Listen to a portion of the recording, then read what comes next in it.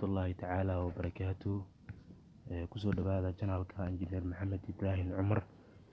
Channelku waa channel cusub. Haddii uu yahay markii koowaad ee aad daawato channelkani, fadlan subscribe, like, share intaba dhag noogu sii si aad u hesho casharo ku xiisi geliya.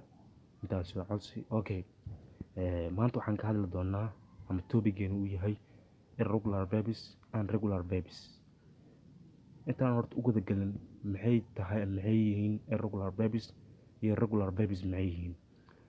Ustaad horta irregular verbs iyo unregular verbs markii laga hadlayo waxay tahay waa verbyo aan joogto ahayn. Irregular verbs maxaa waaye? Verbyo aan joogto ahayn iyo regular verbs verbyo joogto ah ka hadli doonaa. Maadaama am ujeedka aan usoo qaadanay ama aan uga hadlin waxay tahay waxaan ka hadli doonaa duulaha kala noqon tenniska saddexaad ah simple past tense ka hadli doonaa. Waxaan soo dhamaaday tenniska koowaad ah present continuous tense. Sidoo kale waxaan soo dhamaaday tenniska labaad oo simple present tense. Present continuous tense waa ka soo hadalnaa soo qeexnay qaabka u shaqeeyo, waan soo sheegnay formulas, waan soo sheegnay examples qaxan ka soo siinay. Sidoo kale simple present tense waan ka soo hadalnay waan soo qeexnay example-kiisa waan sheegnay formula ku shaqeeyo waan sheegnay example hoos maadi accessna qaxan ka soo siinay. Marka waxaan rabnaa inaan u guda galno tenniska saddexaad ah simple past tense. Ka hor intaan u guda galno horta aan rabnaa inaan fahanno verbyadan oo irregular verbs iyo regular verbs inaan fahanno. Ujeedka aan usoo qaadanay waxay tahay tenniska saddexaad verb ahaan wuxuu ku shaqeeyaa past. Okay, marka waan arki doonaa waakna marka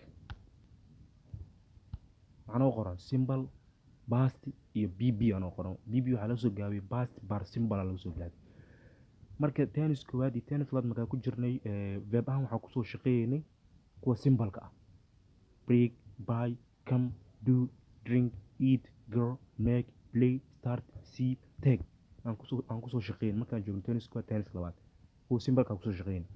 Laakiin tennis saddexaad wuxuu verb ahaan ku shaqeeyaa past. Ilaa isaga past simple past yaa lagu wax tagay oo ka hadlaa micna wax tagay oo ka hadlaa. So marka maadaama wax tagay oo ka hadlo verbka loo isticmaalana wuxuu yahay past. waa marka badanaa tennis wax laga fiiriyaa past laga fiiriyaa. haddii past verb maxaa noqonaa past noqonaa.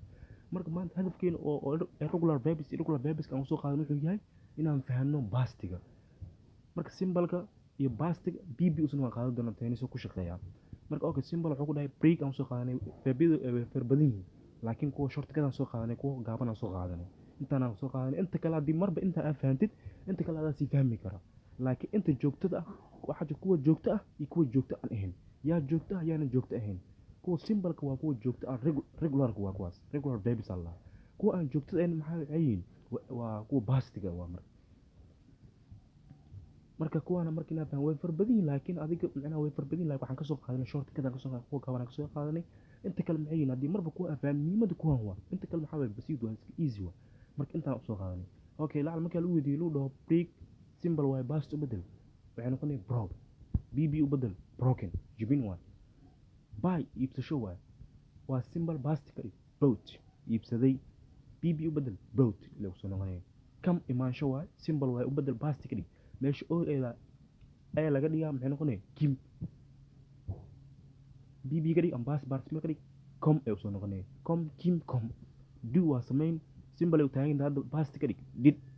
ila mar waxaa ku dhahay mar did iyo do iyo does mar waxay noqdaan auxiliary marna waa verb waa. hadda maxay u taagan verb aan u taagan mar do waa samayn past ka dhig did sameeyay. bb ka dhig done.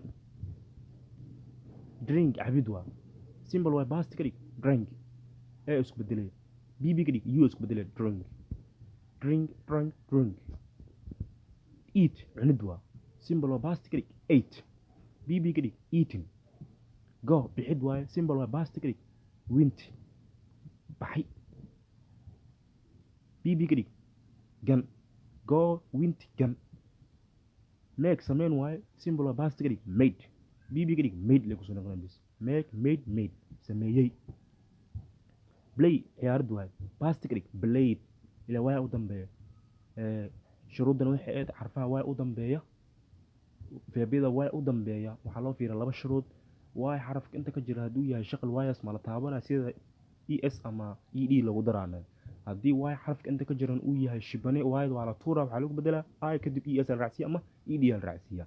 hadduu waay xarafka inta ka jiro wuxuu yahay waa shaqal waayo ma turinaan sida ugu darina ed ama sida ugu darina saasa marka waxaa uga dhignay ed aan ugu darna on blade baastaasay ku noqotay bb blade la noqonay bis blade start bilaawasho waa simple baasti ka dhig started ed la iska daraa qaar waxaa jirto ed loo daray qaar waxaa jirto baasti ay noqdaan started la ku noqon bb c aragti waa baasti ka dhig so bb ka dhig seen see so seen take qaadasho waa simple baasti ka dhig to qaatay I took the pen waan qaatay qalinka waa baasti soo maa bb ka dhig taken waa kas marka verbiyo fara badanaa jirto laakiin intaan ka soo qaaday marka hadafka aan u soo qaadanay regular verbs wuxuu yahay inaan ku shaqeyno